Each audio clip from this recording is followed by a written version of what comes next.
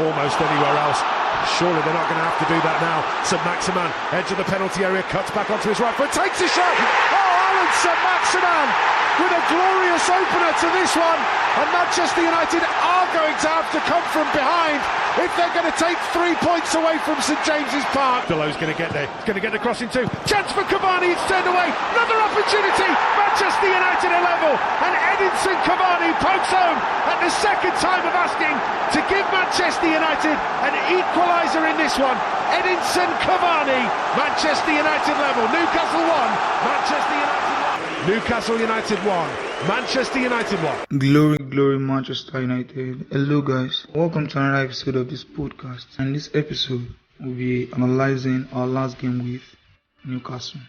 Considering the fact that Newcastle is at the bottom of the table and in the 19th position, so I was actually expecting us to do better, to perform against them. Especially with the fact again that we played Norwich earlier, that was before Newcastle, and we had a kind of disappointing game, even though we won, but our performance was kind of disappointing because we were expecting the players to do more. So now we faced Newcastle and turned out to be I won't call it a disaster though, at least disappointing.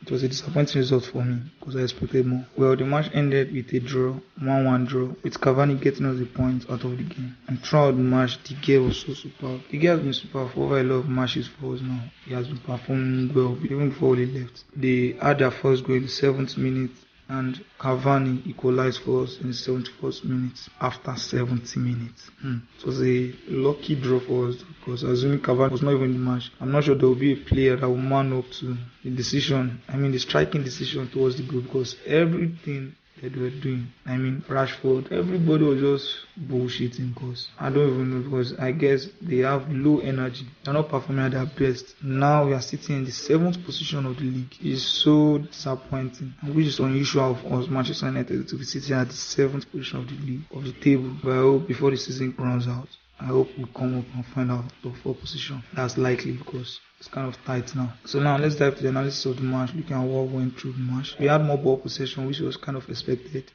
We had 69% ball possession and they had 31% ball possession. We both had 13 shots. They had 10 chances created. We had 11 chances created. They had 1 big chances and we had 3 big chances. They had 167 accurate passes and we had 455 accurate passes. They now come. Still on the matter that says we don't know what we are doing. Our position is very, very low. Our energy, our determination, everything is so low and rough. Ragnick has even seen it. He has even seen it though, because I watched an interview of Ragnick responding to how disappointing the match went. So that tells how the new manager is even finding it hard to even get these lads to work. They had 64% pass success and we had 80% pass success. They had 11 fouls conceded, we had 8 fouls conceded. They had 2 corners, we had 3 corners. They had 2 offsides and we had 3 offsides. Well, you can see we have played them, but it's not really enough because our precision and everything is kind of very, very low. Then to the shot, we both had 13 shots. They had 3 off target.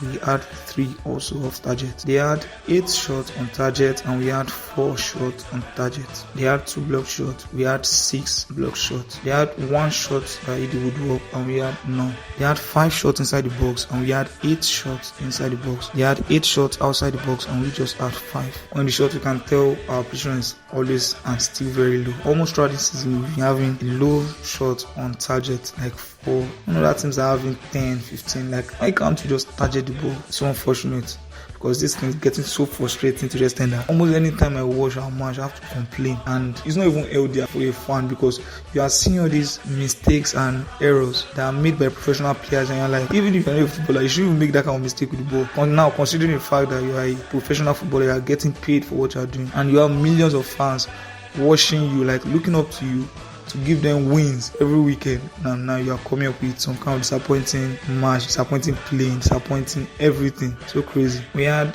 455 accurate passes and they had 167 accurate passes. We doubled their passes. We perfectly doubled their passes and added Jara on top. Why can't we now provide goals after dominating the whole field of play like this? If we know we can't give goals, why don't we give them the ball to play? Then they should come and score the goals, because we are really lacking in that department, in that goals department this season. They had 72 passes in their own half. We had 200 passes in our own half. They had 95 passes in our half, and we had 255 passes in their half. They had 259 total passes, and we had 566 total passes. But if we are to compare our total passes to our accurate passes, you can still say it's kind of cool. We had 80% pass success, and they had 64% pass success. But we can at least boost our pass success to something like 85% or 90%. Until then, that's when we can be able to be these top teams, because now we are chasing Champions League, because I'm not sure the Premier League is on site anymore for Manchester United. Now that we're still chasing Champions League, like we are really lacking behind too. And the things we need to do to get the results, having the goals, to get ahead of the game. And now, considering the fact that we'll be facing big teams in the Champions League, that's where we still have hope on. And now we'll be facing the bigger teams, because now we're up to the round of 16. Now that we're up to the round of 16,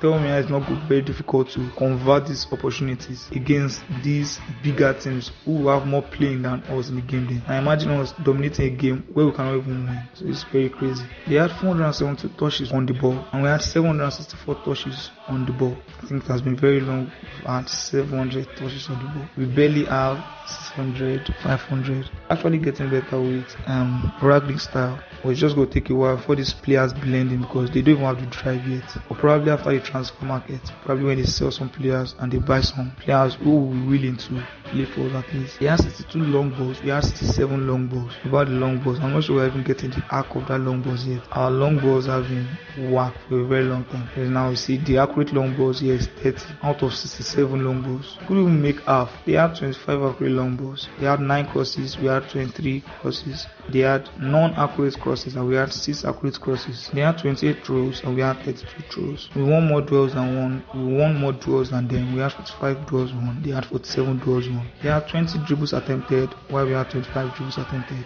They had 12 dribbles succeeded, and we had 11 dribbles succeeded. Imagine we attempted more and we had lesser succeeded. Considering the fact we still had more dribbles, we even still had more dribbles, we could even have more succeeded.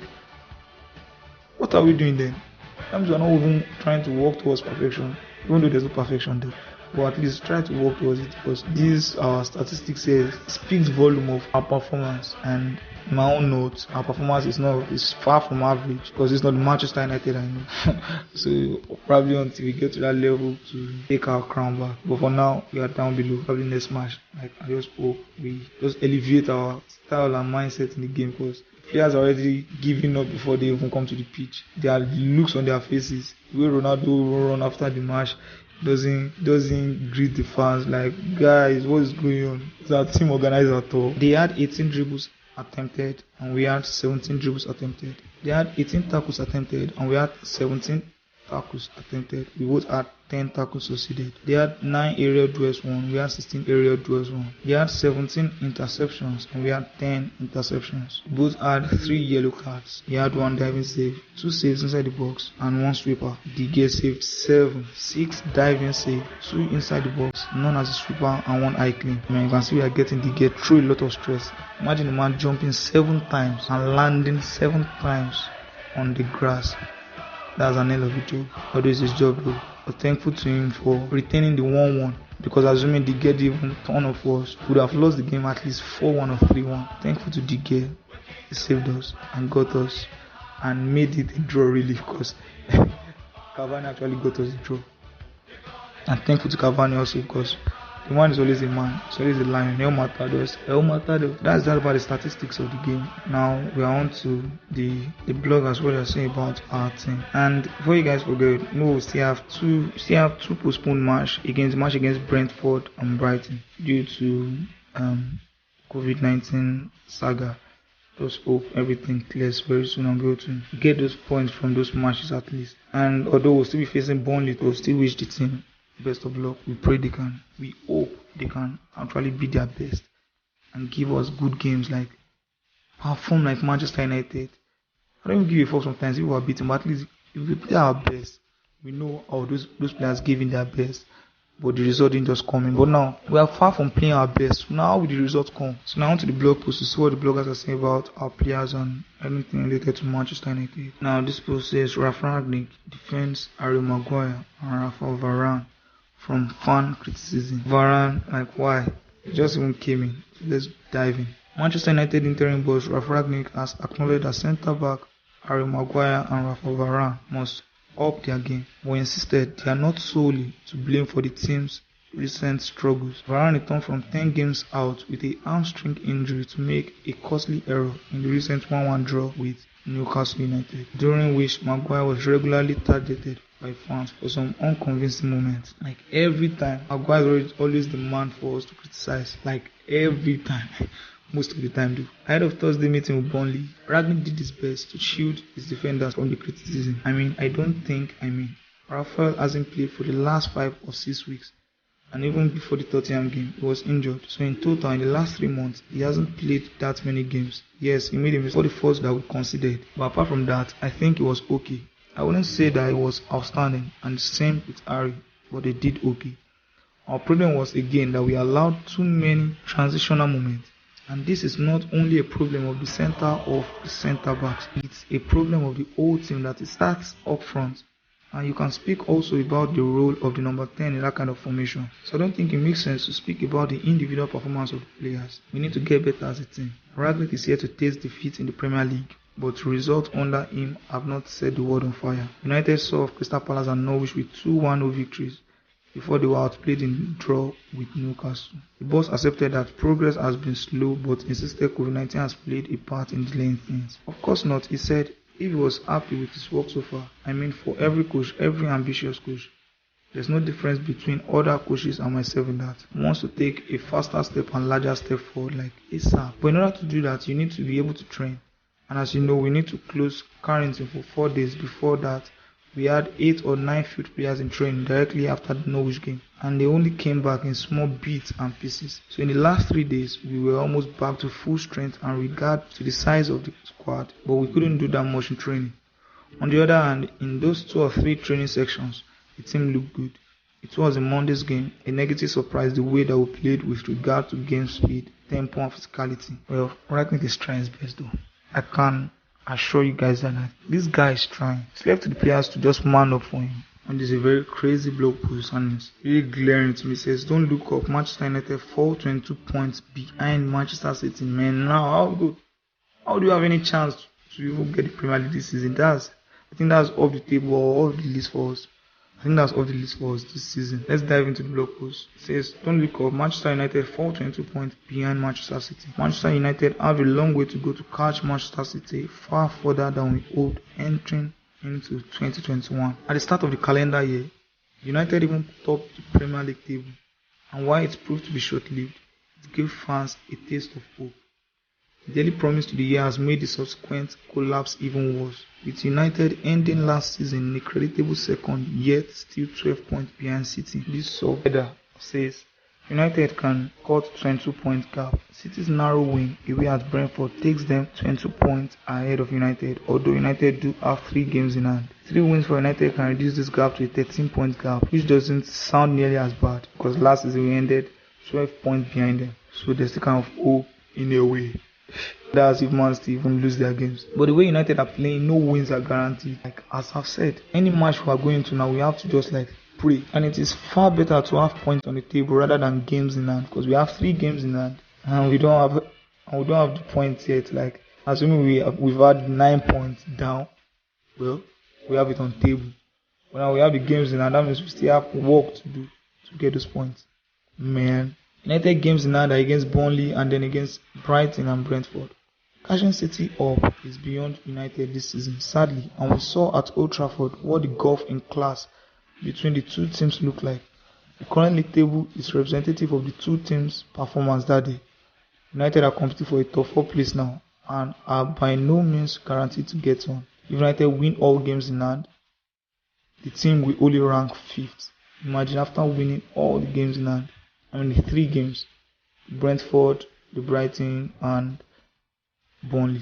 We have 3 Bs to face. While if Tottenham win their 3 games in hand too, they will push United down to 6th position. You see how crazy this thing now gets.